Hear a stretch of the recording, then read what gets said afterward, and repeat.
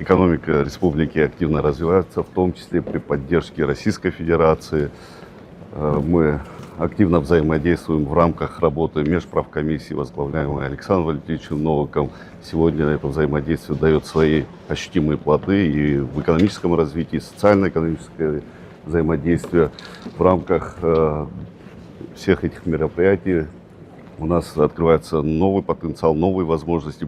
Буквально в прошлом году мы говорили об открытии аэропорта, Михаил Владимирович. Дела и слова у нас не расходятся благодаря, в том числе, российских инвестиций. Аэропорт запущен, да, уже более 120 тысяч человек, значит, перевезено в рамках. Большое событие было, я вас хочу с этим поздравить, всех коллег, кто трудился.